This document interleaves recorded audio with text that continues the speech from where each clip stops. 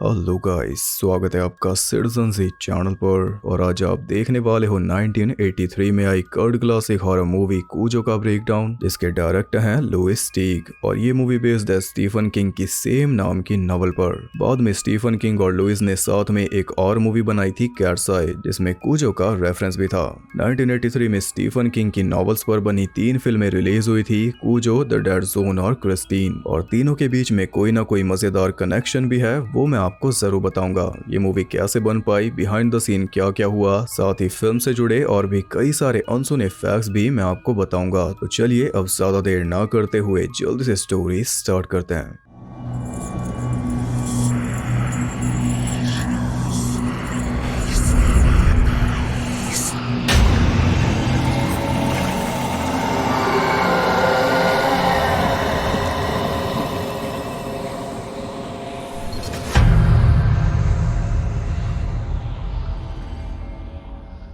Movie के start में हम देखते हैं कूजो नाम के एक सेंट बर्नार्ड डॉग को, और ये हॉरर मूवी हिस्ट्री का सबसे फेमस डॉग है। कूजो एक रैबिट को चेस कर रहा था, तो वो रैबिट जाकर एक बिल में घुस गया, जो कि असल में पूरी गुफा थी और उसके अंदर थे कई सारे चमगादड़। कूजो अंदर तो जा नहीं पाया, तो बस अपना सर अंदर डालकर वो भौंकने लगा, जिससे चमगादड़ों को थोड़ी आपत्ति हुई और वो जरा से गुस्सैल भी थे। तो उनमें से एक चमगादड़ ने थोड़ा ठोस कदम उठाया और सीधा कूजो के नाक पर काट लिया। तब जाकर कूजो वहां से भागा। फिर चमगादड़ों ने अपनी रात की तैयारी की और क्या। इसके बाद रात को हम आ जाते हैं एक घर में, जहां पर रहता है टैड नाम का बच्चा। वो सोने जा रहा था, पर जैसे ही वो रूम की लाइट बंद करने लगा, उसकी अलमारी का दरवाजा अपने आप खुल गया। और यहाँ पर आप एक सेंट बर्नार्ड डॉग का टॉय भी देख सकते हो। हर एक बच्चे की तरह टैड भी रात में डरता है। इसे लगता है कि इसकी अलमारी के अंदर कोई मॉन्स्टर है जो एक दिन इसे खा जाएगा। हिम्मत करके उसने अलमारी का दरवाजा बंद किया। फिर वो गया लाइट बंद करने और बेड तक की पूरी दूरी उसने नाप ली।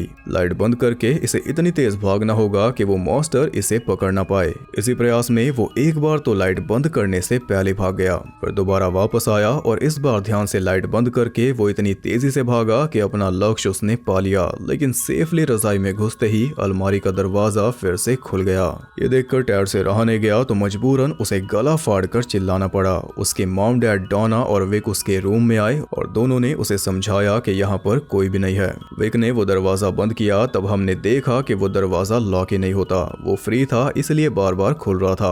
और बच्चा तो बच्चा ही है, वो मॉन्स्टर का पूरा हुलिया और उसकी आवाज भी निकाल कर बता रहा था। तो विक ने उसे समझाया कि रियल मॉन्स्टर जैसा कुछ भी नहीं होता, ये बस स्टोरीज हैं। टैड को वापस लेटा कर वो चले गए, लेकिन टैड रात भर प्रे करता रहा कि वो दरवाजा दोबारा ना खुले। अब सुला के चले जाते रियल मॉन्स्टर्स। रात भर सोने के बजाय उसने सारी चीजों से उस दरवाजे को ब्लॉक किया। और ऐसा तो है नहीं कि इतना सामान इसने खींचा और इसके माँ बाप को कुछ सुनाई नहीं दिया, बिजी होंगे शायद। अगली सुबह जब वो नाश्ता करते हुए स्कूबी डू देख रहा था, तब विक उससे पूछता है कि रात को तुम्हारे रूम से आवाजें आ रही थी, अब भी क्यों पूछ रहा है। टैड ने भी यही बोला कि मुझे नहीं पता। तभी उनके घर में आता है विक का दोस्त स्टीव। टैड के लिए उसने लकड़ी का घोड़ा बनाया और अभी एक टेबल भी बनाएगा पैसे लेकर। विक एक बड़ी एडवर्टाइजिंग कंपनी में एग्जीक्यूटिव है, यानी कि जो सीरियल वाली एड टीवी पर चल रही है वो इसी ने बनाई, और टैड भी वही सीरियल खाता है। विक और स्टीव साथ में टेनिस भी खेलते हैं, पर एक बात जो विक नहीं जानता वो ये है कि स्टीव को ज्यादा ही खेल रहा है। डॉना और इसका अफेयर चालू है। टैड स्कूल चला जाता है, विक काम पे चला जाता है, तब डॉना इसके घर आती है। फैमिली में कोई एक दूसरे के साथ बोलता भी नहीं, वो तो टैड ही है जो इनके साथ मौज मस्ती करता रहता है। एक दिन विक अपनी जैगवार लेकर मैकेनिक के पास पहुंचा, लेकिन वो बिजी था, तो विक निराश होकर जाने लगा। तब उसकी हेल्प की मेलमैन ने। उसने किसी दूसरे मैकेनिक का पता बता दिया, जिसका नाम है जो कैम्बर। बस एक दिक्कत है कि जो टाउन के बाहर रहता है, और ये टाउन है स्टीफन किंग का फेमस टाउन कैसल रॉक। कुछ टाइम बाद विक पूरी फैमिली के साथ जो की प्रॉपर्टी पर पहुंचा। घर भी वहीं था और गैरेज भी। वहां पर वो मिलते हैं जो की वाइफ चैरिटी, उसके बेटे ब्रैड और उनके हट्टे कट्टे डॉग कूजो से। कूजो को देखकर डॉना तो घबरा गई थी, पर वो फ्रेंडली था। टैड के साथ उसकी खूब जमी। हालांकि चमगादड़ की बाइट का निशान अब भी उसके नोज पर विजिबल था। खैर रात में विक ने टैड को सुलाया, मतलब के बेड पर लेटाया, फिर वो भी जाकर सो गया। और जब अगली सुबह वो उठा तो उसकी हालत खराब हो गई। जिस सीरियल की इसने एड बनाई थी उसे सरकार ने बैन कर दिया, क्योंकि उसे खाकर बच्चे बीमार पड़ रहे थे। ये न्यूज सुनकर विक बौखला गया क्योंकि उसका पूरा एड कैंपेन बेकार हो गया। अब इनकी कंपनी पर भी सवाल उठेंगे, इस बात की उसे चिंता है। हालांकि होनी तो इस बात की चाहिए कि मेरा बेटा भी यही सीरियल खाता है। इस न्यूज के बाद विक और उसके साथी रॉजर की क्लास लग गई। कुछ दिनों में एक बोर्ड मीटिंग होगी जिसमें फैसला होगा कि आगे क्या करना है। इसी बीच हम देखते हैं कि कूजो की हालत बिगड़ती जा रही थी। अब शोर से उसे दिक्कत होने लगी। जब विक इस पूरे झमेले में बिजी था, उसी बीच डोना अपनी खटारा कार में स्टीव के घर पहुंची उसे गुड बाय बोलने। अब जाकर इसे एहसास हुआ कि इतना अच्छा पति है, एक प्यारा बच्चा भी है, फिर भी मैं ये सब कर रही हूँ। यही बात उसने स्टीव को बोली तो वो भी मान गया, लेकिन सिर्फ ऊपर से। डोना के बाहर जाते ही वो उसके पीछे गया और इसी बीच उधर से आ रहा था विक। उसने दोनों को लड़ते देखा, स्पेशली स्टीव को बिना शर्ट के, तो वो आगे से कार मोड़कर वापस आया। लेकिन तब तक ना तो वहां पर डोना थी और ना ही स्टीव। और विक के लिए जो जरूरी था उसने जान लिया। डोना चली गई टैड को स्कूल से लाने। खटारा कार में धक्के खाते हुए दोनों आ रहे थे, पर फिर भी गुनगुना रहे थे। बम बम बम बम बम, एक दूसरे से करते हैं प्यार हम, एक दूसरे के लिए बेकरार हम। घर पहुंचे तो देखा कि विक तो पहले से घर में मौजूद था। ये देखकर डोना थोड़ी घबराई, लेकिन विक ने उसे कुछ भी नहीं बोला। उधर जो अपने घर पहुंचा तो गैरेज में एक नई हाइड्रोलिक मशीन रखी हुई थी, जो कि इसे चाहिए तो थी, लेकिन पैसे इसके पास नहीं थे। तो ये मशीन ले आई इसकी वाइफ। पर इससे जो और ज्यादा गुस्सा हो गया कि इतने पैसे आए कहां से। तब वो बताती है कि मेरी लॉटरी लगी है $5000 की। अब क्योंकि मैंने एक गिफ्ट दिया तो तुम भी मुझे एक गिफ्ट दो। मुझे एक हफ्ते के लिए अपनी बहन के घर जाना है, वो भी ब्रैड को साथ लेकर। अब जो क्या बोलता वो भी मान गया। फिर वो गया अपने पड़ोसी गैरी के घर। दोनों आराम से पी रहे थे और जो गैरी को बताता है कि मेरी वाइफ एक हफ्ते के लिए जा रही है तो हम दोनों मिलकर ऐश करेंगे, ऑब्वियसली लॉटरी के पैसों से। कूजो भी वहीं पर था और तेज आवाज से वो परेशान हो रहा था। जो मजाक में गैरी से बोलता है कि अपना कुत्ता तेरे ऊपर छोड़ दूंगा, तो गैरी बोलता है कि ये कुत्ता कुछ भी नहीं कर सकता, देखेंगे। जो ऐसे बोलता है सबसे पहले मरता है। अगले दिन टैड को स्कूल से लेने गया विक। डोना घर पे अकेली थी तो पीछे से स्टीव आ गया। डोना उसे ये कहकर टाल रही थी कि टैड ऊपर है, फिर भी वो नहीं रुका। वो डोना के साथ जबरदस्ती कर रहा था, जिस बीच थोड़ा सामान भी बिखर गया और तभी अंदर आ गए विक और टैड। विक ने टैड को बाहर भेज दिया और डोना ने स्टीव को बोला कि तुम जाओ, तो वो भी चला गया। विक ने सब कुछ अपने दिमाग से निकाल दिया था, पर ये देखकर वो खुद को बेवकूफ समझने लगा। उसने डोना से बस ये पूछा कि हाँ या ना। डोना बोली हाँ। ये सुनकर वो चुपचाप चल दिया। वैसे भी इसे 10 दिन के लिए बाहर जाना है मीटिंग में, पर जाने से पहले वो डोना की कार को ठीक कर रहा था, लेकिन काम उसमें ज्यादा था। टैड विक को जाने से रोक रहा था कि फिर मुझे रात को कौन सुलाएगा, मॉन्स्टर को भगाने के लिए मॉन्स्टर वर्ड्स कौन बोलेगा। तब विक उसे समझाता है कि मैं वो मॉन्स्टर वर्ड्स लिख के जाऊंगा, तुम्हारी मॉम हर रात बोल दिया करेगी। विक ने डोना को भी बोल दिया कि कार को जो के पास ले जाकर ठीक करवाना होगा। मॉन्स्टर वर्ड्स लिखकर उसने टैड के रूम में चिपका दिए, जो काफी ज्यादा प्राचीन थे। तब जाकर वो सो पाया। उधर ब्रैड रात में घर से बाहर निकला कूजो को ढूंढने के लिए, पर वो देखता है कि कूजो काफी चेंज हो चुका है। पूरे अटैकिंग मोड में वो ब्रैड के ऊपर ही भौंकने लगा। पर ब्रैड ने उसे पुकारा तो वो चुपचाप वहां से चला गया और फॉग के बीच में कहीं खो गया। अब तक आप समझ ही गए होंगे कि बैट की बाइट की वजह से कूजो रेबीज का शिकार हो चुका है। जल्दी ये पूरा खूंखार हो जाएगा, बल्कि हो भी चुका। कोई बच्चे पे ध्यान नहीं दे रहा तो कोई डॉग पे। अगले दिन विक अपनी कार लेकर निकल रहा था तो डोना उसे बोलती है कि सब कुछ खत्म हो चुका है, अब स्टीव के साथ मेरा कुछ भी नहीं। पर विक इस पे क्या रिएक्ट करता, वो अपने काम पर निकल गया। उधर चैरिटी और ब्रैड भी निकल रहे थे तो ब्रैड अपनी माँ को बताता है कि कूजो के साथ कुछ गड़बड़ है, हमें डैड को बताना चाहिए। ये सुनते ही चैरिटी ने उसे रोका और बोली कि कुछ भी मत बोलना, क्योंकि फिर वो इन्हें जाने नहीं देगा। वो बोलती है कि फोन करके बता देंगे, पहले यहाँ से निकले तो सही। तो ये दोनों भी निकल गए और अब शुरू होगी असली मूवी। भटकते हुए कूजो पहुंचा गैरी के घर और अब ये पूरी तरह खूंखार बन चुका है। जो डॉग गैरी को यूजलेस लगता था, आज उसी डॉग ने सीधा गैरी के ऊपर अटैक कर दिया। किसी तरह उससे बचकर गैरी घर में पहुंचा अपनी गन लेने, पर कूजो दरवाजा तोड़कर अंदर घुसा और फिर गैरी को कच्चा चबा गया। मैंने बोला था ना, ऐसे लोग सबसे पहले मरते हैं। कुछ देर बाद जो भी गैरी के घर पहुंचा और घर में उसे मिली गैरी की गहरी जख्मों वाली लाश। जो भी सोच रहा था कि जो भी हो कम से कम मैं तो बचूं, वो पुलिस को फोन मिलाने लगा कि तभी वहां पर आ गया कूजो। मालिक ने सोचा कि इसका नाम लूंगा तो बच जाऊंगा, पर ऐसा हुआ नहीं। कूजो ने उसे भी चीर डाला।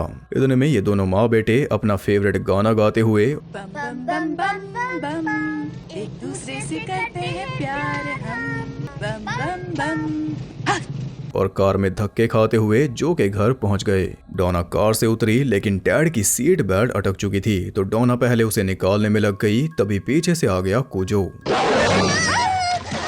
वो तो अच्छा हुआ कि टैड की साइड से आया, वरना डोना की साइड का दरवाजा तो ओपन था, दोनों का काम हो जाता।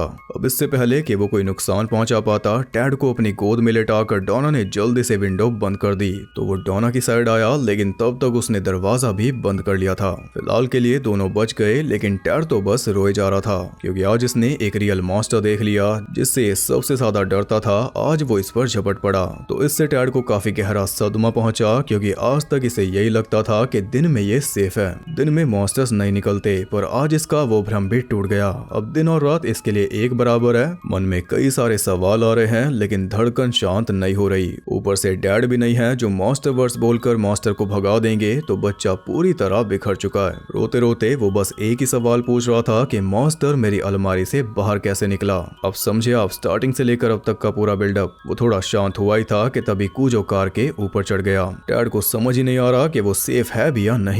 वो तो डोना ने हॉर्न बजाकर उसे भगा दिया, क्योंकि तेज आवाज उसे परेशान करती है। अब डोना को जल्दी से वहां से निकलना था, लेकिन खटारा का स्टार्ट ही नहीं हो रही। डोना को समझ ही नहीं आ रहा था कि क्या करे। ऊपर से टैड भी उससे चिपट कर बस रोए जा रहा था, तो गुस्से में डोना ने उसे धमका दिया, और जो भी बोलो बच्चे की परफॉर्मेंस सही है, इस बच्चे ने ही अब तक हमें जोड़ रखा है। डोना उसे समझा रही थी कि जल्दी हम यहाँ से निकल जाएंगे, लेकिन कैसे। कूजो आराम से बैठकर कार का पहरा दे रहा है। कुछ देर बाद डोना ने फिर से ट्राई किया, तो इस बार कार स्टार्ट हो गई। कूजो की तरफ देखकर डोना ने उसे गाली दी कि अब तो हम निकल ही जाएंगे, लेकिन तभी कार बंद हो गई। उसका ऑल्टरनेटर खराब हो गया, यानी कि अब ये स्टार्ट नहीं होने वाली। इस बार टैड शांत था, लेकिन डोना पैनिक करने लगी। तब टैड ने ही उससे बातचीत करके उसे शांत किया। डोना कार से निकल भी नहीं पाई, क्योंकि कूजो सामने बैठा था। ऐसी रात हो गई, और रात होते ही विक ने घर पे कॉल की, लेकिन उसे कोई जवाब नहीं मिला। इधर टैड को हल्का होना था, तो डोना ने अपने साइड का दरवाजा खोलकर उसकी परेशानी का हल किया। पर वो ये नहीं जानती थी कि कूजो कार के आगे बैठा था। वो हमला करने वाला था कि तभी घर का फोन बज गया। तो वो भागकर जल्दी से दरवाजे पर पहुंचा, जो कि खुला नहीं, जिसके चलते उसने विंडो ही तोड़ दी, और तभी फोन शांत हो गया, इसलिए वो भी आराम से बैठ गया। अगली सुबह जब डोना की आंख खुली, तो उसने देखा कि कूजो कार के दरवाजे के पास बैठकर उसे घूर रहा था। इधर विक ने भी उठते ही सबसे पहले घर पे फोन मिलाया, लेकिन इस बार भी कोई रिस्पॉन्स नहीं। गर्मी बहुत ज्यादा थी, जिस वजह से कार के अंदर ये दोनों भुन रहे थे। थोड़ी हवा के लिए डोना ने जरा सी विंडो खोल दी। पानी भी कमी बचा था, तो डोना टैड को समझा रही थी कि थोड़ा वेट करो, पानी बचाना होगा। और हमेशा की तरह टैड मान गया, भले ही उसे प्यास लगी थी। वो अपने डैड के लिखे हुए मॉन्स्टर वर्ड्स पढ़ने लगा। इसी बीच डोना ने देखा कि बाहर एक बैट पड़ा था, जो कि जरूरत पड़ने पर काम आएगा। डोना वेट कर रही थी कि रोज की तरह मेलमैन आएगा तो हम निकल पाएंगे, और मेलमैन सामान लेकर चल भी दिया था, लेकिन एक वर्कर ने उसे रोककर जो का सामान वापस रख लिया, यानी कि मेलमैन भी नहीं आने वाला। गर्मी के मारे दोनों के पसीने छूट रहे थे कि तभी घर का फोन बजा। लेकिन इस बार कूजो इतना ज्यादा परेशान हो चुका था कि वो कार के अंदर ही टक्कर मारने लगा। आवाज उसके सर में चुभती है, ये बात डोना समझ गई थी, इसलिए वो टैड के मुंह को बंद कर रही थी, लेकिन फोन बजना चालू था। इसलिए कूजो ने गुस्से में कार की कई सारी चीजें तोड़ दी, जैसे कि हैंडल्स और ऑलमोस्ट एक विंडो। वो अंदर घुसने की भी पूरी कोशिश कर रहा था, लेकिन घुस नहीं पाया। कार के ऊपर भी चढ़ा, लेकिन कुछ नहीं कर पाया। इतने में फोन भी बंद हो गया, तब जाकर वो रुका। विक भी लगातार फोन किए जा रहा था, पर कोई जवाब ना मिलने की वजह से उसे भी चिंता हो चुकी थी। ये दोनों पसीने में नहा रहे थे, और घुटन भी बहुत ज्यादा हो चुकी थी। अगर ऐसे ही बैठे रहे तो बैठे बैठे ही मर जाएंगे, इससे अच्छा के कोशिश करें। टैड सो चुका था, तो डोना ने कैसे भी करके टूटे हुए हैंडल से ही अपनी साइड का दरवाजा खोला। फिर हिम्मत करके वो बाहर भी निकल आई, पर वो ये नहीं जानती थी कि कूजो कार के नीचे बैठा था। जब तक उसे पता चला, कूजो ने उस पर अटैक कर दिया, जिससे टैड भी जाग गया। कूजो पूरी तरह उस पे हावी था, और ये सब देखकर टैड सुन हो चुका था। किसी तरह जान बचाकर डोना कार में आई, तो उसके पीछे कूजो भी अंदर घुस आया। उसने डोना की टांग को जकड़ लिया था। डोना चिल्लाते हुए भारी स्ट्रगल कर रही थी, और ये देखकर टैड एक कोने में जाकर सिमट गया, अपने डैड के लिखे वर्ड्स को हाथ में लेकर। उसे तो यही लग रहा था कि मॉन्स्टर उसकी माँ को खा जाएगा, पर डोना ने कैसे भी करके उसे बाहर धकेल दिया। लेकिन कूजो ने उसे बुरी तरह तरह इंजर्ड कर दिया था, उसकी टांग को नोच लिया था। अब एक तरफ है लाचार रोता हुआ टैड और दूसरी तरफ है बेहोश पड़ी उसकी जख्मी माँ। टैड को डर है कि कहीं वो अपनी माँ को खो ना दे। उधर फोन मिला मिलाकर विक थक चुका था, तो फाइनली उसने डिसाइड किया कि भाड़ में गई मीटिंग, मैं तो चला घर। इधर डॉना को फाइनली होश आ गया था, तभी फिर से उसके होश उड़ाने के लिए कूजो डैशबोर्ड पर आकर बैठ गया। ऐसे ही सुबह हो गई और सुबह जब डॉना जागी तो वो सुन रह गई क्योंकि टैड को कुछ हो रहा था। उसे सांस ही नहीं आ रही थी। डॉना को बस घर का दरवाजा दिखाई दे रहा था, पर बाहर कैसे जाए। बाहर कूजो तैयार था। डॉना ने टैड के मुंह में उंगलियां डाली तो उसने उंगलियों पे काट लिया। और डॉना का जो ये रिएक्शन आप देख रहे हो ये एकदम रियल है, क्योंकि इस सीन में टैड ने सच में उनकी उंगलियों पर काट लिया था। डॉना उसे संभालती रही और फाइनली उसे सांस आ गई। इसी बीच इनके घर पहुंचा स्टीव। घर पे कोई भी नहीं था, इसलिए वो पूरे घर को तहस नहस कर गया।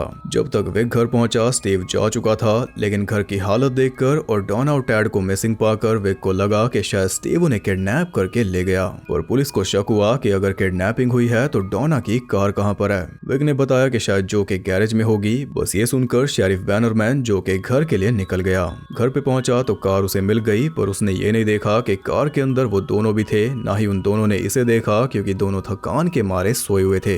इससे पहले कि वो कुछ कर पाता, कूजो ने आकर उसे भी लपेट लिया। उसने भी जान बचाने की पूरी कोशिश की, लेकिन नहीं बचा पाया। ये शोर सुनकर वो दोनों भी जाग गए और कुछ करने के लिए मौका अच्छा था तो डॉना कार से बाहर निकल आई, और उसके निकलते ही कूजो भी आ गया, इसलिए उसे वापस अंदर जाना पड़ा। टैड अपने डैड के लिए रो रहा था तो डॉना को उस पर चिल्लाना भी पड़ा। इस बीच पुलिस ने स्टीव को पकड़ लिया था और उसने भी सब कुछ उगल दिया। पुलिस ने विक को बताया कि स्टीव ने तुम्हारे घर को तबाह जरूर किया, जो कि सच है, लेकिन डॉना और टैड उसके पास नहीं है। जब वो आया था तो घर खाली था। विक पूछता है कि शेरिफ ने क्या बताया, पर शेरिफ ने तो अब तक कुछ बताया नहीं। ये सुनकर विक समझ गया कि दिक्कत जो के घर में ही है, इसलिए वो भी उसके घर के लिए निकल गया। इधर टैड पूरा बेजान होता जा रहा था, तो खोने के लिए कुछ बचा ही नहीं। डॉना का बच्चा उससे छिन रहा था, इसलिए बैठी तो वो नहीं रह सकती। कार से बाहर निकलकर वो घर की तरफ भागी, लेकिन वहां पर था कूजो। तब डॉना ने वो बैट उठा लिया और उससे जमकर कूजो को तब तक पीटा जब तक वो बैट टूट नहीं गया। और टूटा हुआ बैट उसके हाथ में था। वो फिर से लाचार हो चुकी थी। तभी कूजो उसके ऊपर झपटा तो वो टूटा हुआ बैट कूजो के अंदर घुस गया, जिससे वो बेजान हो गया।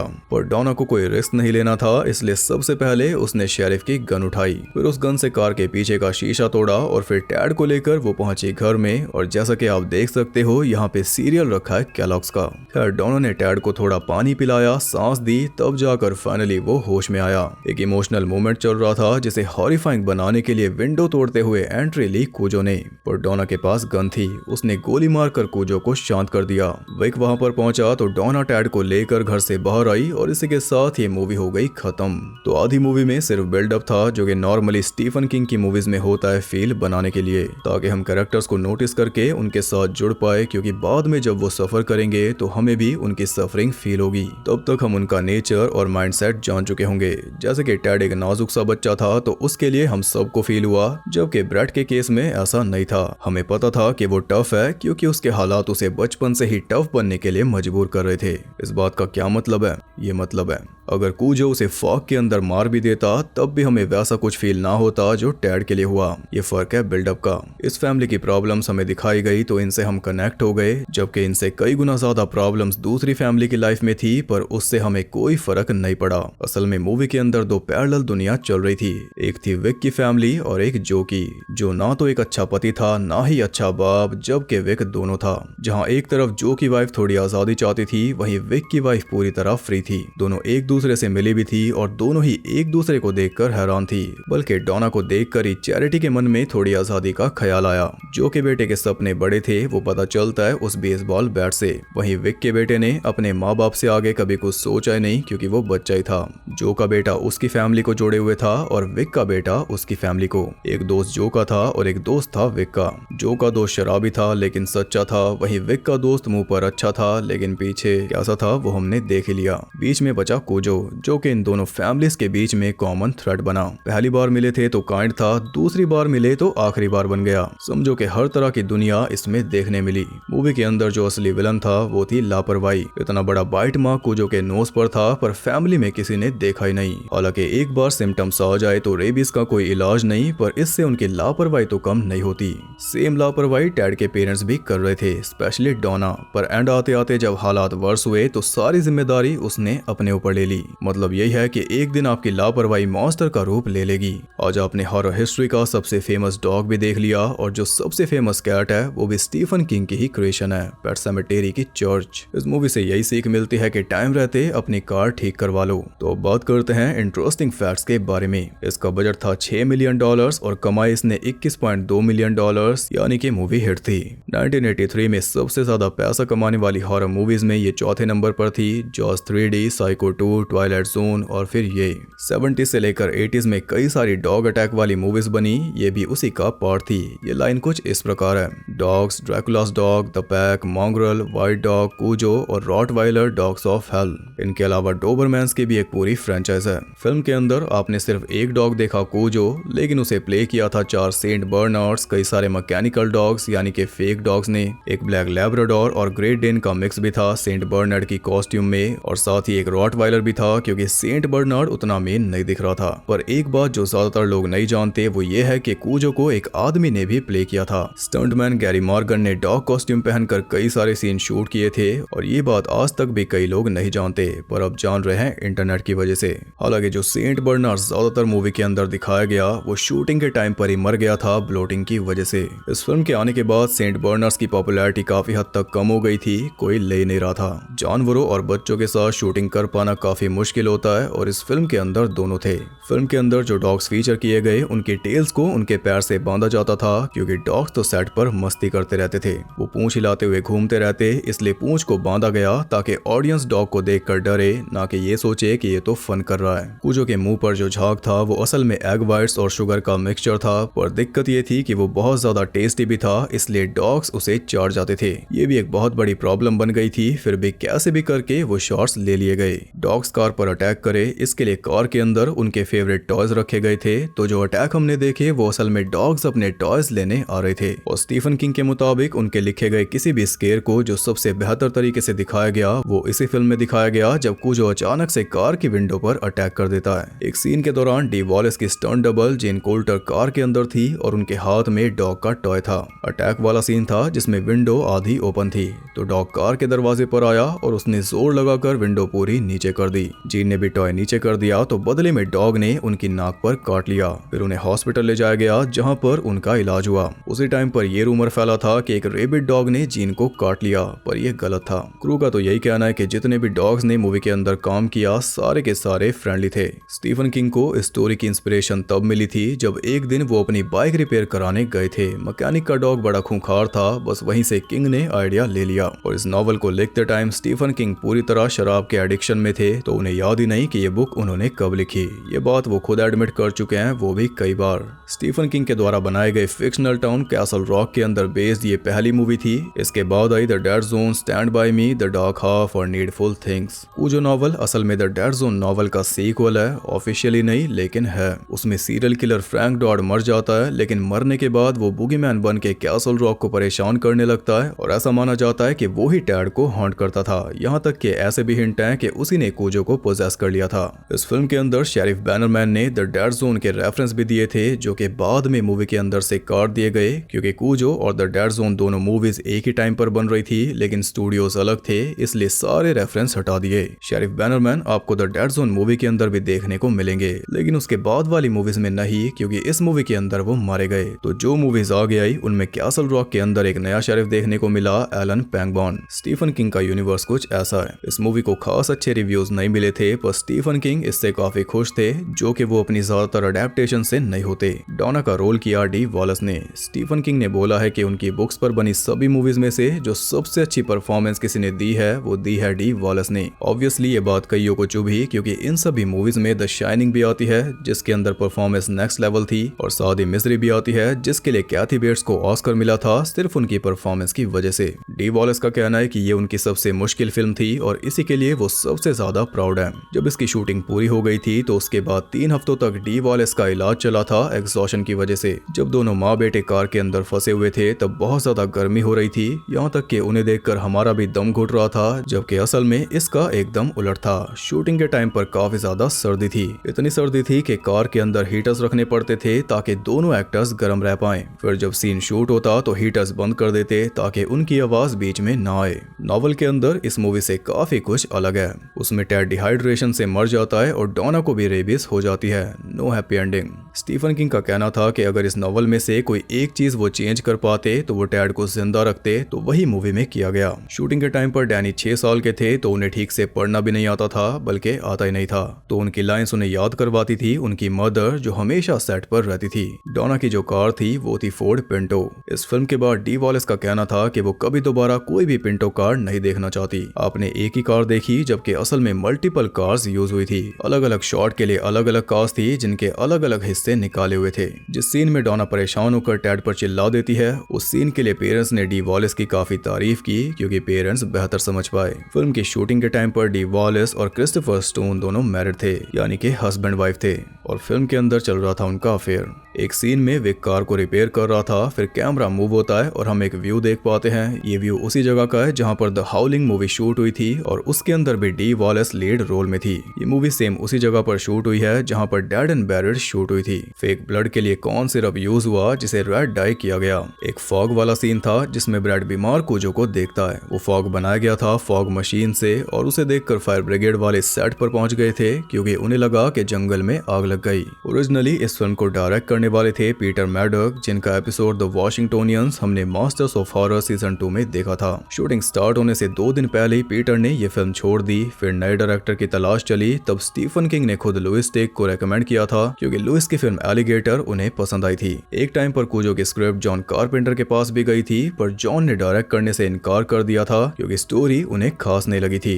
पर बाद में जॉन ने स्टीफन किंग की नॉवल क्रिस्टीन पर मूवी बनाई, जो कि इस मूवी के 4 महीने बाद ही रिलीज हुई। उस पे स्टीफन किंग के क्या विचार हैं वो उसकी वीडियो में बताऊंगा। एक रूमर आया था कि कूजो एक एंशिएंट इंडियन वर्ड है जिसका मतलब होता है अनस्टॉपेबल फोर्स, इंडियन यानी कि नेटिव अमेरिकन, पर असल में ये भी गलत था। कूजो नाम स्टीफन किंग ने लिया था सिम्बायोनीज लिबरेशन आर्मी के एक फाउंडर विलियम लॉर्टन वुल्फ के कोड नेम से। कोड नेम था काजो, जिसे मीडिया ने बना दिया कूजो, तो वहीं से किंग ने ले लिया। विक का घर जो बाहर से हमने देखा वो पूरी तरह फेक था। स्पेनिश डबिंग में कूजो के बजाय बोला जाता है कूहो। इस फिल्म के राइटर्स में से एक हैं बारबरा टर्नर, जेनिफर जेसन ली की मां। राइटर के तौर पर उन्होंने अपना नाम दिया था लॉरेन करियर। बारबरा टर्नर है एक्ट्रेस वाला नाम। तो ये थे ढेर सारे अनसुने फैक्ट्स। आई होप आपको पसंद आए। अगर वीडियो और एफर्ट पसंद आए तो एक लाइक जरूर करना, और कमेंट करके बताओ कि आपको ये मूवी कैसी लगी, आपने पहले देखी है या नहीं। जितने ज्यादा कमेंट्स होंगे उतनी जल्दी नेक्स्ट वीडियो आएगी, जो कि स्टीफन किंग की ही मूवी होगी, क्योंकि ये स्टीफन किंग वीक चल रहा है। ऐसे कंप्लीट मूवी कोर्स वाली वीडियोस आपको मिलेंगी, तो उन्हें जल्द से जल्द देखने के लिए चैनल को सब्सक्राइब करके बेल नोटिफिकेशन को ऑल पर सेट कर लो, ताकि यूट्यूब भी लापरवाही दिखाना छोड़ दे। और ज्यादा कनेक्टेड रहने के लिए आप मुझे इंस्टाग्राम पर फॉलो कर सकते हो, वहां आपको बहुत कुछ जानने के लिए मिल जाएगा, और साथ ही बाकी जगहों पर भी, जिनके लिंक्स आपको मिल जाएंगे नीचे।